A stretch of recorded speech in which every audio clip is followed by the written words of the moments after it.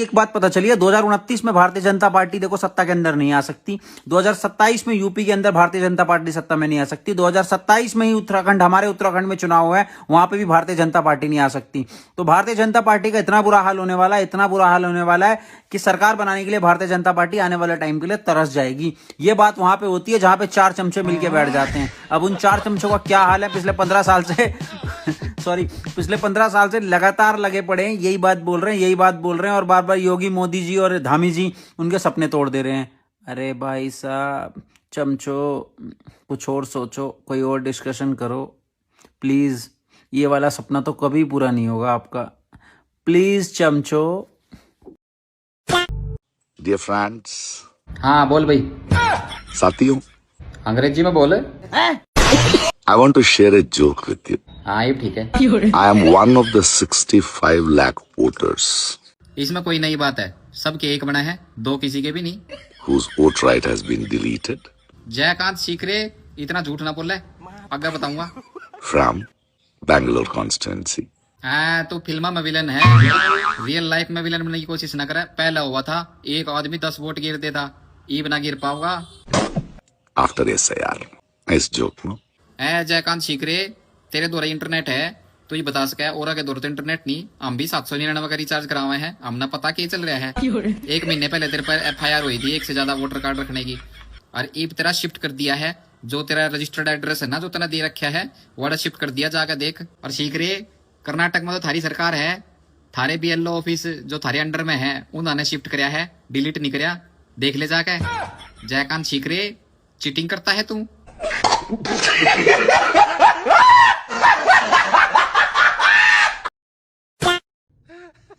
अब कुछ लोग कह रहे कि योगी जी को लैपटॉप चलाने नहीं आता, तो मेरे भाई सुन, योगी जी को तो बुलडोजर चलाने भी नहीं आता, पर बढ़िया से चला रहे हैं ना। कहीं कमी है तो बताओ।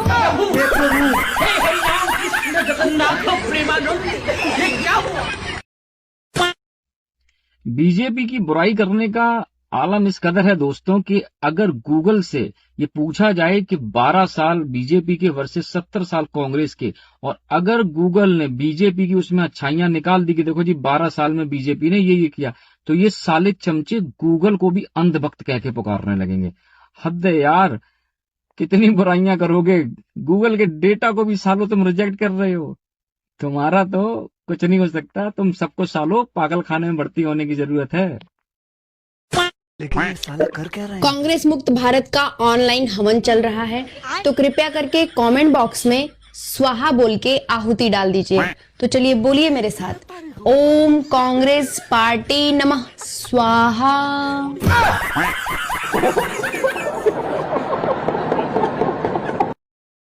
बीजेपी के समर्थक और कांग्रेस के समर्थकों में तुम्हें एक फर्क बताता हूँ। तुम किसी बीजेपी के समर्थक के पास जाना, उससे देश के बारे में बात करना, वो देश की अच्छाइयों के बारे में बात करेगा, देश की कमियों के बारे में बात करेगा, देश के विकास के बारे में बात करेगा, लेकिन वो देश को गालियां नहीं देगा। लेकिन तुम किसी कांग्रेस समर्थक के पास जाना तो वो सबसे पहले तो देश को गालियां देगा। अगर तुम उससे देश के बारे में बात करोगे, वो बताएगा तुम्हें भाई देश तो रहने लायक नहीं बचा, मोदी ने देश बर्बाद कर दिया, अब तो सिर्फ राहुल गांधी देश को बचा सकता है। और फिर वो चाइना को और अमेरिका को अपने देश से कंपेयर करेगा। और यहाँ तक कि कुछ तो तुम्हें ऐसे मिलेंगे जो पाकिस्तान को और बांग्लादेश तक को अपने देश से अच्छा बता देंगे। तो भाई ये फर्क मैंने देखा है कांग्रेस और बीजेपी वालों में। भाई बीजेपी वाला देश की बुराई नहीं करता, देश को कभी गालियां नहीं देता, लेकिन ये कांग्रेस वाले भाई सबसे पहले देश को गालियां देने का काम करते हैं। ये फर्क तुमने भी नोटिस किया है कि नहीं किया भाई? कमेंट करके बताना। आप सब जानते हैं कि मैं इंदिरा जी की पोती हूँ। कौन सा बड़ा तीर मारा तुमने है? कौन सा बड़ा तीर मारा तुमने? इंदिरा जी की पोती हो तुम, अकल से छोटी हो तुम, शक्ल से मोटी हो तुम, है? कौन सा तीर मारा तुमने? अच्छा है, बहुत अच्छा है। बजाओ इसके लिए गाली है, सॉरी ताली। इसमें ताली बजाने आपके स्वागत के लिए बजाए जा रहे हैं, क्योंकि आपका स्वागत करना पड़ेगा। आप इंदिरा जी की पोती है, ताली तो बजानी ही पड़ेगी मैम साहब। लेकिन चिंता मत करो, हम आपको कभी भूलेंगे नहीं। आशा है याद भी रखोगे? बिल्कुल आपको याद रखेंगे। याद रखोगे? बिल्कुल नहीं भूलेंगे, आपको याद रखेंगे। आपको भूलने की चीज हो? ठीक है, वो सब तो ठीक है, लेकिन आप वापस कब आओगे? चुनाव के बाद भी वापस आऊंगी। अच्छा, चुनाव के बाद वापस आओगे, लेकिन फिर क्या फायदा? आपकी MSP जो न्यूनतम हाँ, अरे न्यूनतम से आगे, अरे भुलक्कड़ गंवार। हाँ दीदी आपके दिमाग में देखो, दिमाग में ही होगा। दिमाग से निकल गया? अरे ये मतलब कुछ चीजें कि निकल जाती है यार, इंसान को याद रहना चाहिए। लेकिन ठीक है कोई बात नहीं, आगे बोलो। समर्थन भूले हैं। न्यूनतम समर्थन भूले हैं। अबे चलो ये बताओ, पिछले दशक में कितने पेपर लीक हुए हैं? पिछले दशक में 152 पेपर लीक हुए। और कितने छात्र प्रभावित हुए हैं? 750 करोड़ छात्र प्रभावित हुए। 750 करोड़ तो भारत देश की जनसंख्या 150 करोड़ है। मैम साहब कहाँ से लेके आई है?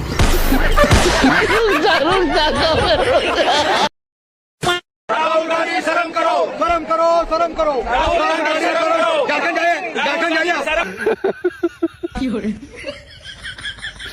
दिस इज ए पॉलिटिक्स, इसी को पॉलिटिक्स कहते हैं, राजनीति।